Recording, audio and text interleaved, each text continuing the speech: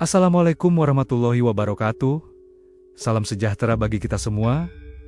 Dan Rahayu, Sagung Dumadi. Selamat datang di saluran Islam Jawa Nusantara. Sebuah ruang baru tempat kita akan duduk melingkar, membuka lembaran naskah-naskah kuno yang berdebu, dan menyelami samudera spiritualitas yang telah membentuk jati diri manusia di tanah ini. Bayangkan sebuah pagi yang hening dan mencekam di pelataran Masjid Agung Demak. Ratusan tahun yang lalu, ribuan pasang mata menatap dengan napas tertahan ke arah tengah alun-alun. Di sana, seorang tokoh besar, seorang ulama yang dicintai, sekaligus ditakuti, duduk bersila dengan ketenangan yang tidak masuk akal. Beliau adalah Syekh Siti Jenar. Di sekelilingnya, para waliullah tokoh-tokoh paling suci di tanah Jawa berdiri dengan wajah penuh duka. Namun harus menjalankan sebuah keputusan yang maha berat.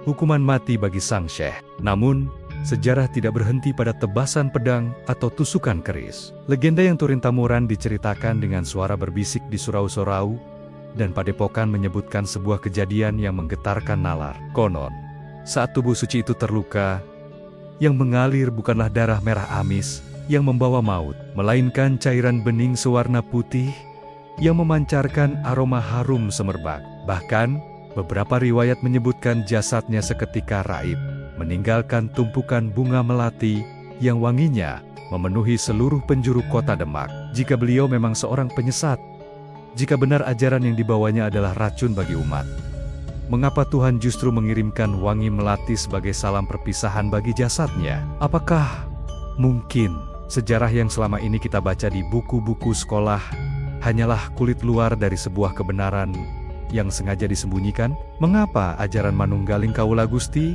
begitu ditakuti oleh penguasa, namun begitu dirindukan oleh para pencari Tuhan? Sebelum kita menembus kabut sejarah dan membedah misteri terbesar dalam perjalanan Islam di Nusantara ini, saya mengajak sedulur semua untuk bergabung dalam perjalanan spiritual kita. Tekan tombol subscribe, berikan like, dan nyalakan lonceng notifikasinya. Channel ini adalah persembahan baru bagi Anda yang haus akan kedalaman makna, sejarah yang jujur, dan kearifan lokal yang menyejukkan. Mari kita jaga api pengetahuan ini bersama-sama, agar tetap menyala di hati sanubari kita.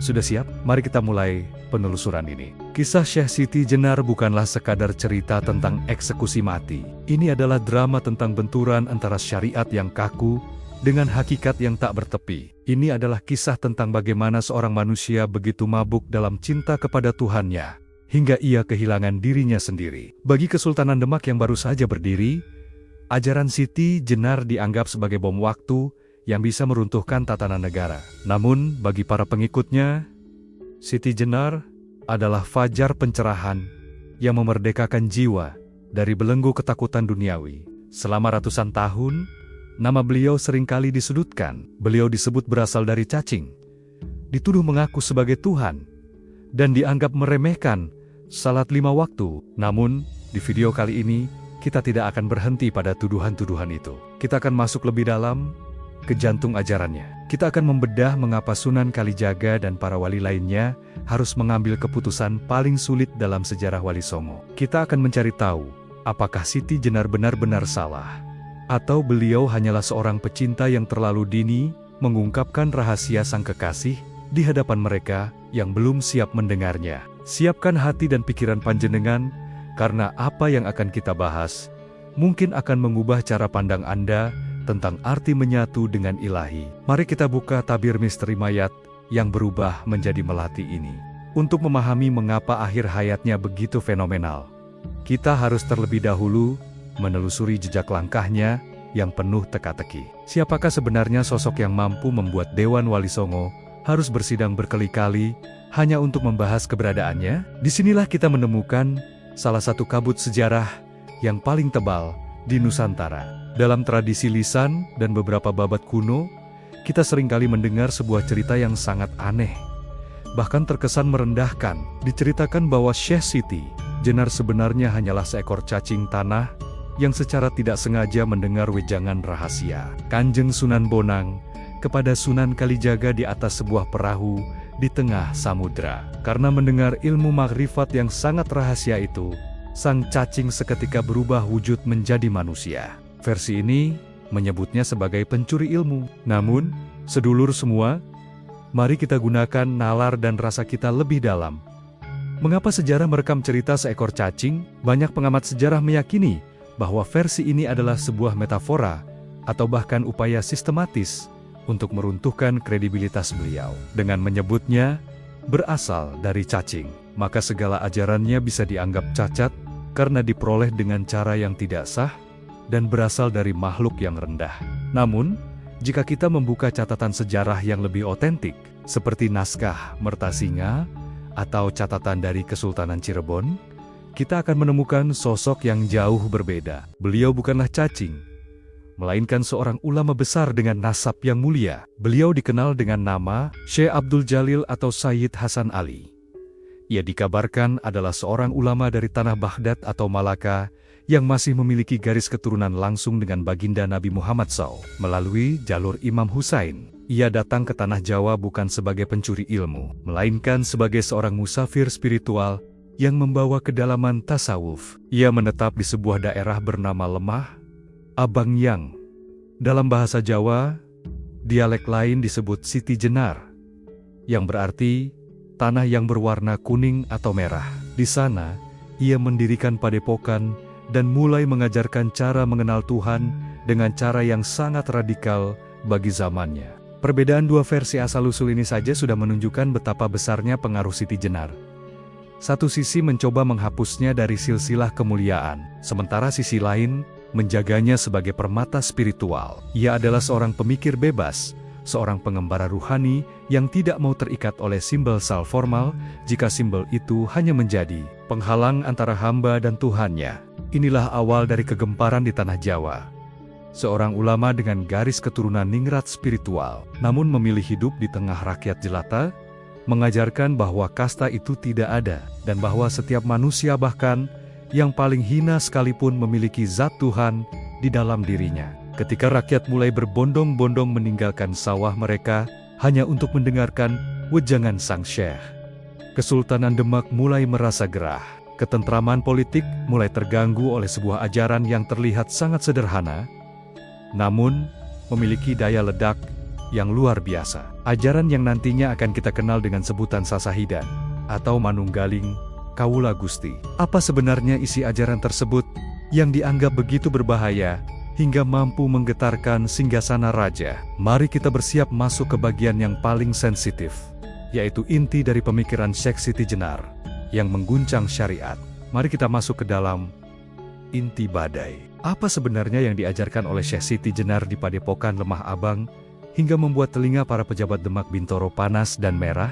Ajaran itu dikenal dengan nama Sasahidan atau persaksian diri. Sebuah ajaran yang bagi telinga orang awam terdengar sangat radikal, bahkan gila. Di saat para wali lain mengajarkan syahadat dengan kalimat La ilaha illallah, tiada Tuhan selain Allah, Syekh Siti Jenar melangkah lebih jauh, menembus kulit syariat menuju jantung hakikat. Beliau mengajarkan bahwa Tuhan bukanlah zat yang jauh di atas langit sana, duduk di singgasana yang tak terjangkau. Tidak. Bagi Syekh Siti Jenar, Tuhan itu lebih dekat dari urat leher. Tuhan itu meliputi segala sesuatu, dan puncaknya, beliau mengajarkan bahwa esensi Tuhan itu bersemayam di dalam diri manusia yang suci. Inilah yang kemudian melahirkan kalimat kontroversial yang mengguncang tatanan iman saat itu. Ingsun Allah, atau dalam bahasa Kawi sering disebut Manunggaling Kawula Gusti. Bayangkan sedulur, di masa itu, rakyat jelata terbiasa menyembah raja sebagai wakil Tuhan, dan menyembah Tuhan sebagai zat yang maha tinggi dan menakutkan. Tiba-tiba, Syekh Siti Jenar datang dan berkata, "Tidak ada Siti Jenar, yang ada hanyalah Allah." Beliau memandang bahwa jasad kasar ini hanyalah kurungan, hanyalah kerangka daging dan tulang yang fana. Yang sejati, yang hidup, yang menggerakkan tangan dan kaki ini adalah Ruh Alidafi, percikan cahaya Tuhan itu sendiri. Ajaran ini bagaikan api yang menyambar rumput kering. Rakyat kecil yang selama ini merasa hina, tiba-tiba merasa mulia. Mereka merasa memiliki Tuhan sepenuhnya di dalam dada. Namun, disinilah letak bahayanya. Ajaran hakikat yang setinggi langit ini diajarkan secara terbuka kepada orang-orang yang syariatnya belum kokoh, kepada petani, kepada tukang kayu, kepada orang-orang pasar yang belum mengerti ilmu fikih. Akibatnya, fatal. Banyak pengikut beliau yang salah tafsir. Mereka berpikir, jika Tuhan sudah ada di dalam diriku, untuk apa aku syalat? Untuk apa aku pergi ke masjid? Bukankah tubuhku ini sudah menjadi masjid bagi Tuhan? Masjid-masjid mulai sepi. Orang-orang mulai meninggalkan kewajiban syariat karena merasa sudah sampai pada tujuan.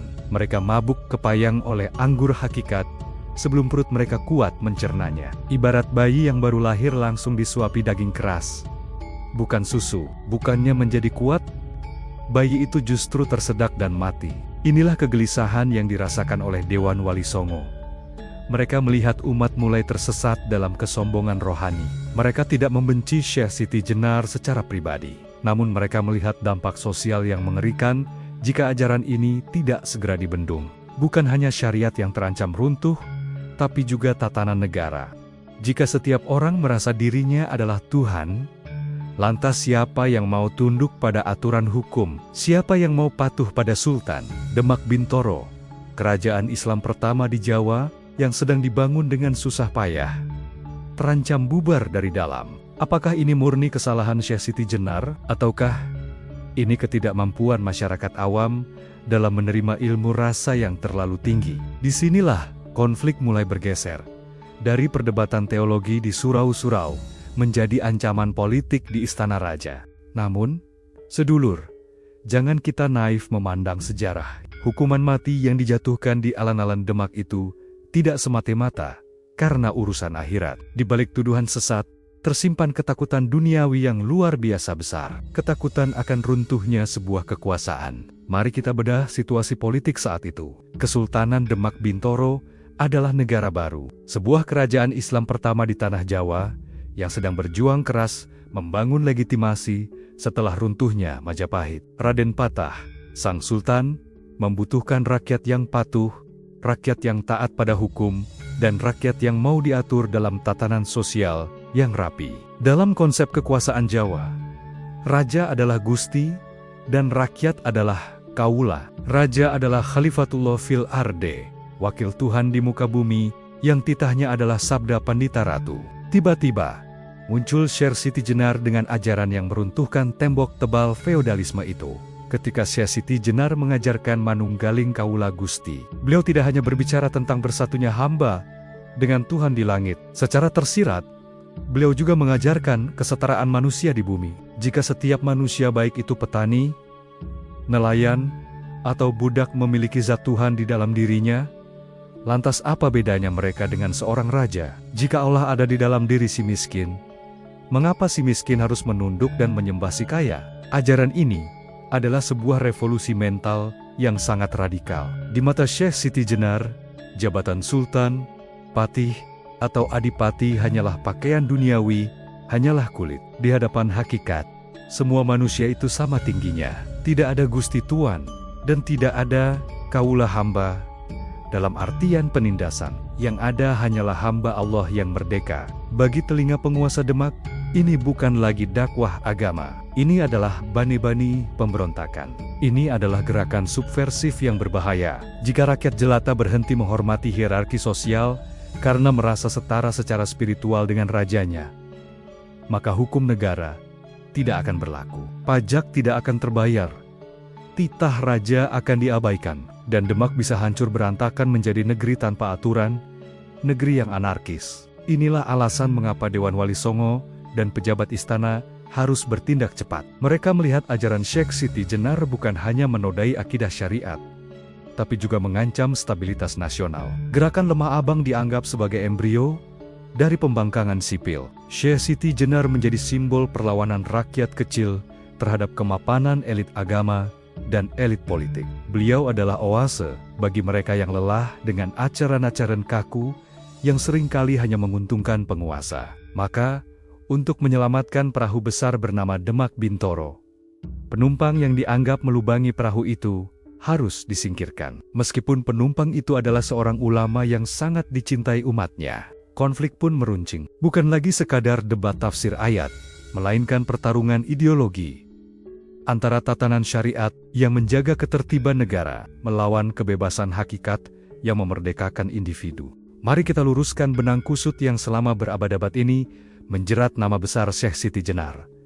Apakah benar beliau, seorang ulama yang alim, tiba-tiba menjadi gila dan dengan lantang berteriak, "Akulah Tuhan semesta alam"? Jawabannya, tidak sesederhana itu.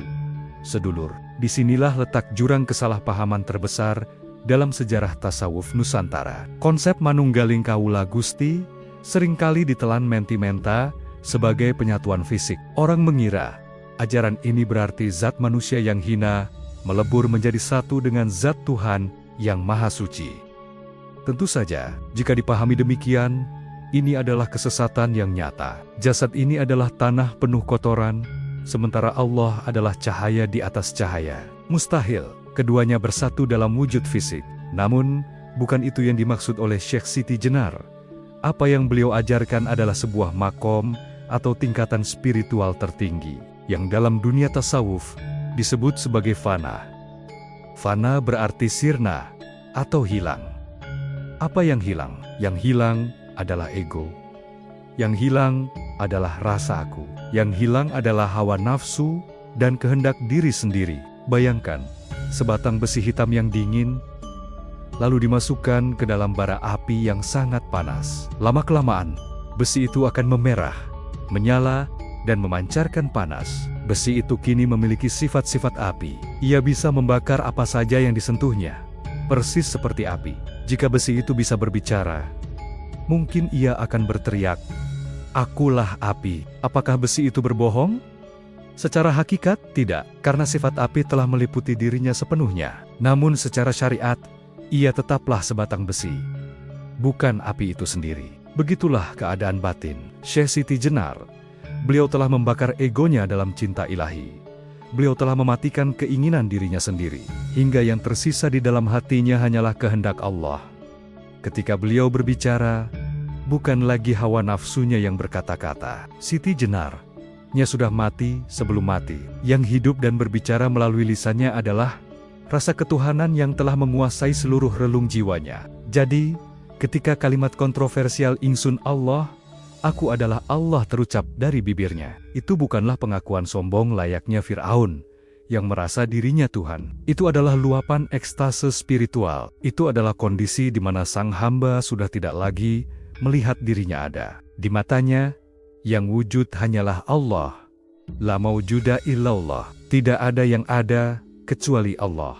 Namun masalahnya, sedulur, bahasa langit ini diucapkan di bumi. Bahasa rasa ini didengar oleh telinga-telinga yang masih terikat logika hukum fikih. Bagi para wali yang bijak, ucapan ini adalah syatahat kata mabuk cinta yang seharusnya dimaklumi namun tidak boleh disebarkan.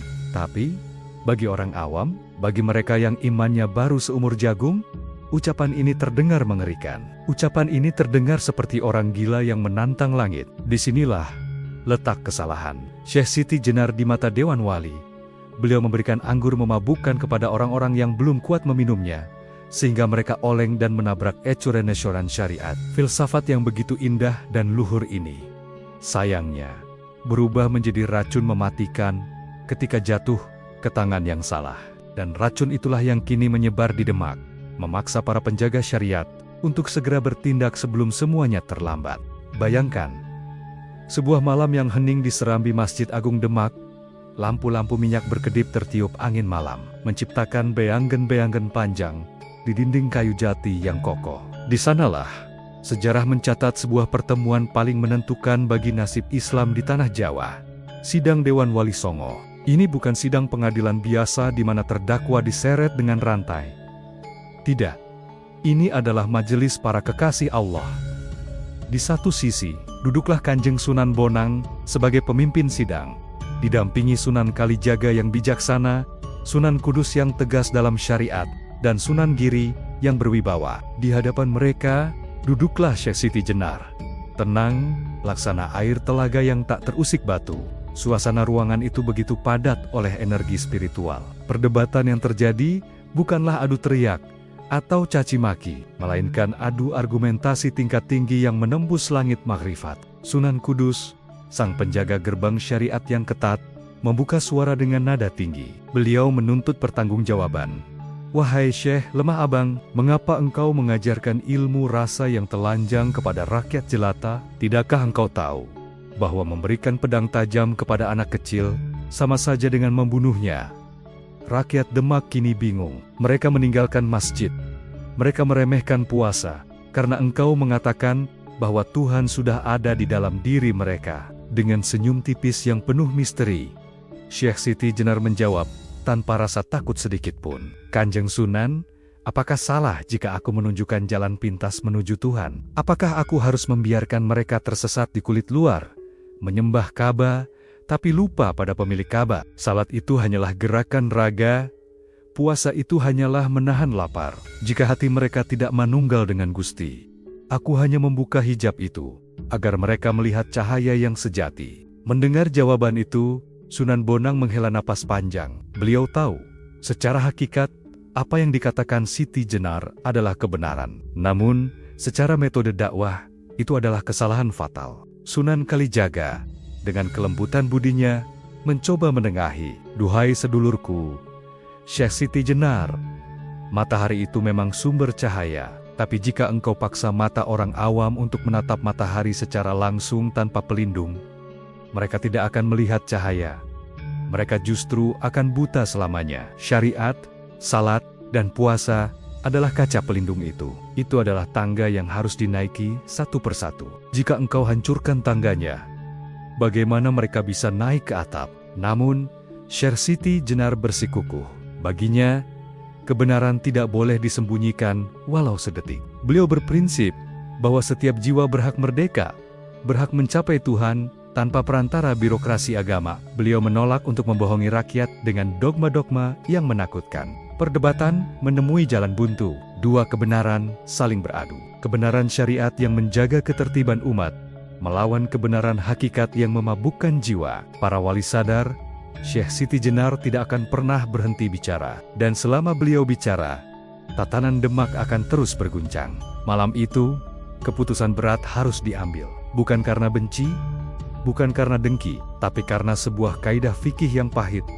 Darul mafasid muqaddam ala jalbil masalih, mencegah kerusakan yang lebih besar harus didahulukan daripada mengambil manfaat. Untuk menyelamatkan jutaan umat agar tidak tersesat dalam kebingungan, satu pelita yang terlalu terang itu dengan sangat terpaksa harus dipadamkan. Vonis telah dijatuhkan. Kematian bukanlah hukuman bagi sang syekh, melainkan jalan pulang yang selama ini beliau rindukan. Tibalah saat yang dinanti, namun ditakuti. Utusan Dewan Wali Songo telah sampai di depan pintu Padepokan Lemah Abang.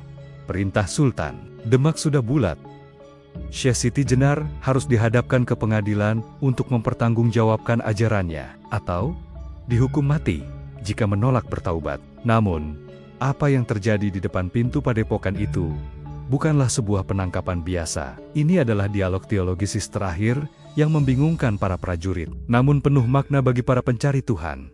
Ketika prajurit berteriak memanggil, "Wahai Syekh Siti Jenar, keluarlah, engkau dipanggil oleh Sultan." Terdengar jawaban tenang dari dalam, "Tidak ada Siti Jenar di sini. Yang ada hanyalah Allah." Prajurit itu bingung dan ketakutan.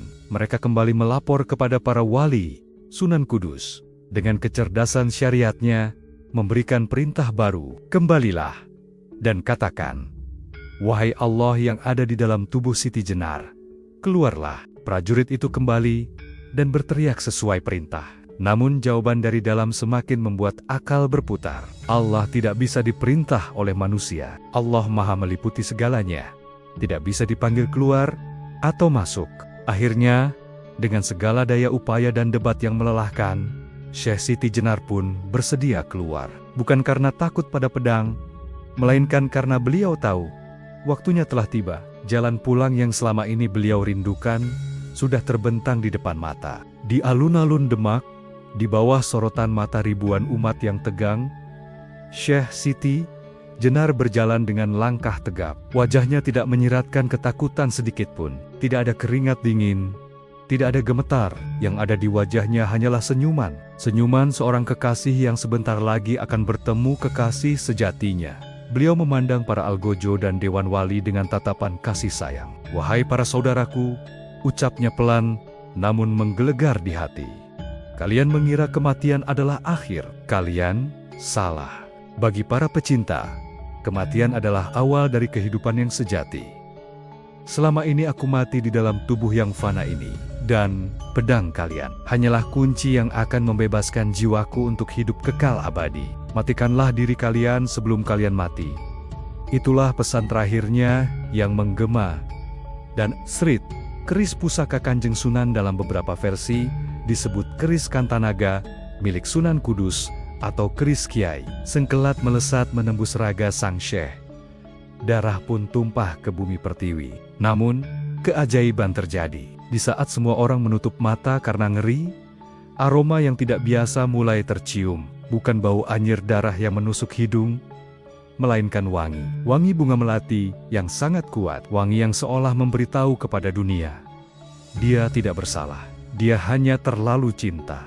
Darah yang mengalir itu konon berubah warna menjadi putih berkilauan, lalu perlahan berubah menjadi kilopak-kilopak bunga melati yang indah. Tubuh kasarnya rubuh, namun jiwanya terbang tinggi, menembus langit ketujuh, menunggal dengan zat yang selama ini ia puja dalam setiap tarikan nafasnya. Tragedi ini bukanlah kekalahan. Ini adalah kemenangan cinta di atas hukum dunia. Syekh Siti Jenar telah membuktikan kata-katanya dengan cara yang paling indah. Kematian Syekh Siti Jenar ternyata bukanlah akhir dari huru-hara ini. Justru, disinilah babak baru misteri itu dimulai. Sebuah babak yang membuat bulu kuduk merinding, sekaligus menundukkan hati siapa saja yang mendengarnya. Malam itu, setelah jasad sang syekh dikebumikan dengan tata cara selayaknya seorang muslim, keanehan demi keanehan mulai terjadi di area pemakaman. Langit di atas makam beliau konon tidak pernah gelap gulita, melainkan selalu dilingkupi cahaya temaram yang entah dari mana asalnya. Dan yang paling menggemparkan, aroma wangi melati itu. Wangi itu tidak kunjung hilang, justru semakin hari, aromanya semakin menusuk, menyebar terbawa angin, hingga masuk ke sela-sela rumah penduduk di sekitar Demak. Namun, yang membuat para santri dan bahkan anggota Dewan Wali Songo terperanjat bukanlah cahaya atau wangi itu, melainkan sebuah suara. Ya, suara tanpa rupa yang terdengar menggema dari dalam liang lahat di tengah keheningan malam. Banyak riwayat menuturkan, ketika para santri yang setia menunggui makam gurunya sedang berzikir, mereka mendengar suara Syekh Siti Jenar yang begitu khas, tenang dan berwibawa, memberikan wejangan terakhirnya. Suara itu berkata, "Janganlah kalian menangisi kematianku, karena sesungguhnya aku tidak mati. Yang kalian kubur hanyalah daging dan tulang yang membusuk. Sementara aku yang sejati, kini telah kembali pulang, bebas, dan menyatu dengan Zat yang Maha Suci." Kabar tentang suara dari kubur ini menyebar cepat, seperti api yang membakar ilalang kering. Masyarakat kembali geger. Mereka mulai berpikir, jangan-jangan Syekh Siti Jenar memang benar-benar wali Allah yang dikeramatkan. Jangan-jangan kita telah membunuh kekasih Tuhan. Untuk meredam keresahan yang semakin memuncak ini, ada legenda yang menyebutkan bahwa makam tersebut akhirnya digali kembali, entah atas perintah sultan atau inisiatif para wali untuk memindahkan jasadnya ke tempat yang lebih rahasia. Dan disinilah puncak dari segala keajaiban itu terjadi. Ketika cangkul menghantam tanah dan papan penutup keranda dibuka, jasad Syekh Siti Jenar tidak ada di sana. Kain kafan itu masih utuh membungkus, namun isinya kempis. Dan ketika kain itu dibuka perlahan, subhanallah, yang ditemukan bukanlah tubuh manusia yang kaku, melainkan tumpukan bunga melati yang masih segar, putih bersih, dan merekah indah. Tubuh kasar sang syekh telah lenyap, moksa, atau berpindah ke dimensi lain yang tak terjangkau akal manusia. Yang tertinggal hanyalah harumnya nama dan ajarannya yang disimbolkan dengan bunga melati.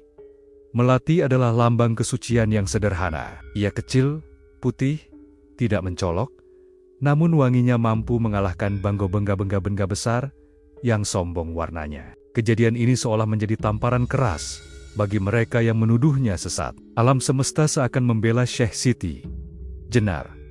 Tuhan seolah ingin berkata, "Lihatlah, hambaku yang kalian bunuh ini, jasadnya pun aku muliakan menjadi wewangian surga. Makam itu kini kosong dari jasad, namun penuh dengan hikmah. Syekh Siti Jenar telah pergi, namun ajarannya tentang manunggaling Kawula Gusti justru semakin hidup, tumbuh subur di hati masyarakat Jawa, menjadi warisan spiritual yang tak lekang oleh zaman. Mari kita tarik nafas dalam-dalam. Sedulur, setelah mendengar kisah kematian yang begitu dramatis dan keajaiban melati yang menggemparkan, kini saatnya kita duduk tenang dan bertanya dengan hati yang jernih. Apakah Syekh Siti Jenar benar-benar sesat? Jawabannya mungkin akan mengejutkan Anda jika kita melihat dari kacamata tasawuf tingkat tinggi. Ajaran Syekh Siti Jenar sejatinya tidak sesat. Apa yang beliau sampaikan tentang manunggaling Kawula Gusti, tentang fananya diri, dan tentang Allah yang meliputi segala sesuatu adalah puncak ilmu tauhid yang juga diajarkan oleh sufi-sufi besar dunia seperti Al-Hali di Baghdad atau Ibnu Arabi. Itu adalah ilmu para mukarrabin, orang-orang yang sudah sangat dekat dengan Tuhan. Bagi mereka, syariat hanyalah jalan, bukan tujuan. Dan ketika tujuan sudah tercapai, jalan itu seolah tak lagi terlihat. Namun, disinilah letak tragisnya. Kebenaran yang disampaikan di tempat dan waktu yang salah bisa berubah menjadi fitnah yang mematikan. Para ulama memberikan perumpamaan yang sangat indah untuk kasus ini. Bayangkan Anda memiliki daging rendang yang sangat lezat, penuh rempah dan bergizi tinggi. Makanan itu enak dan halal, bukan? Tapi, bayangkan jika daging rendang yang pedas itu Anda suapkan secara paksa ke mulut seorang bayi yang baru lahir. Apa yang terjadi? Bayi itu akan tersedak, sakit perut, bahkan bisa mati. Apakah daging rendangnya yang salah? Tidak. Dagingnya benar. Apakah bayinya yang salah? Tidak. Bayinya memang belum mampu mencerna. Lantas siapa yang salah?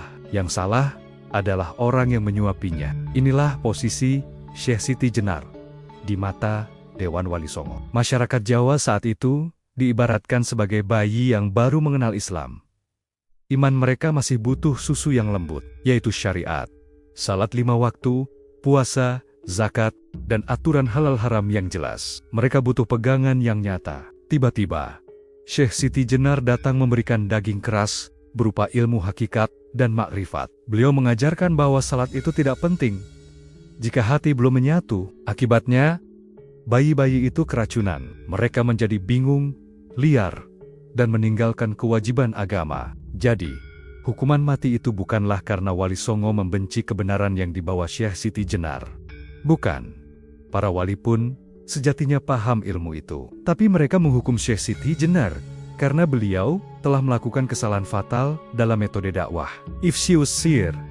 Beliau menyebarkan rahasia Tuhan secara vulgar kepada orang yang belum siap menerimanya. Dewan Wali Songo bertindak sebagai dokter yang harus mengamputasi satu anggota tubuh yang sakit demi menyelamatkan seluruh tubuh agar tidak menjalar busuknya. Mereka memilih menyelamatkan akidah jutaan umat awam, meskipun harus dengan berat hati mengorbankan seorang sahabat, seorang saudara, seorang waliullah yang sedang mabuk kepayang akan Tuhannya. Ini bukanlah pertarungan antara hitam dan putih.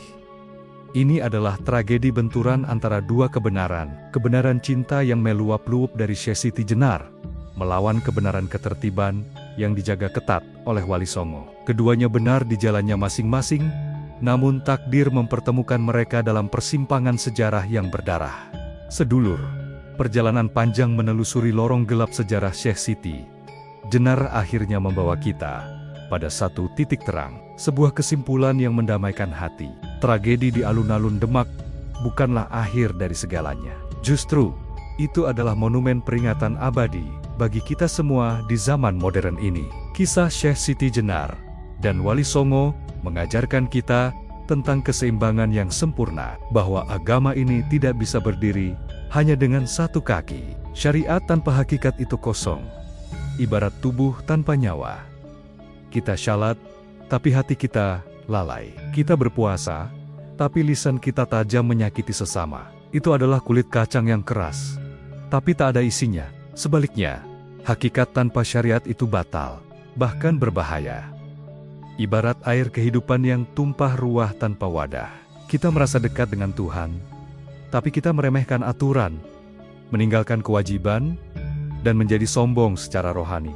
Wali Songo dan Syekh Siti Jenar sejatinya adalah dua sisi dari satu mata uang yang sama. Wali Songo menjaga wadahnya syariat agar air tidak tumpah, sementara Syekh Siti Jenar mengingatkan kita tentang kemurnian airnya hakikat. Keduanya saling membutuhkan. Keduanya adalah kekasih Allah yang menempuh jalan cintanya masing-masing. Maka, mulai hari ini, mari kita hentikan perdebatan siapa yang benar dan siapa yang salah. Mari kita ambil hikmah dari keduanya. Jadilah muslim yang taat syariat seperti para wali, namun memiliki hati yang bening dan manunggal menyatu dalam kehendak dengan Allah, seperti Syekh Siti Jenar. Biarkan wangi melati dari jasad sang syekh terus semerbak, mengingatkan kita bahwa pada akhirnya, tujuan kita semua adalah pulang ke Sangkan Paraning Dumadi, kembali kepada Dia, dalam keadaan rida dan diridhoi. Bagaimana menurut panjenengan semua?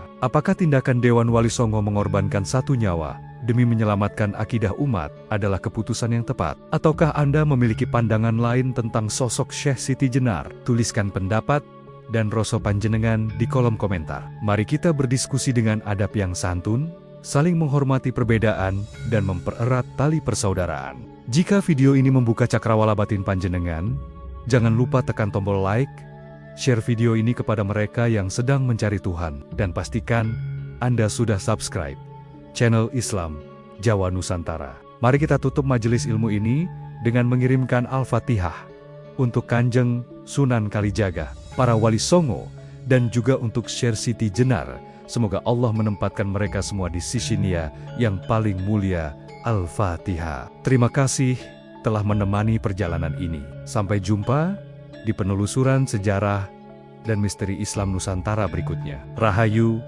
Rahayu, Rahayu Sagung Dumadi.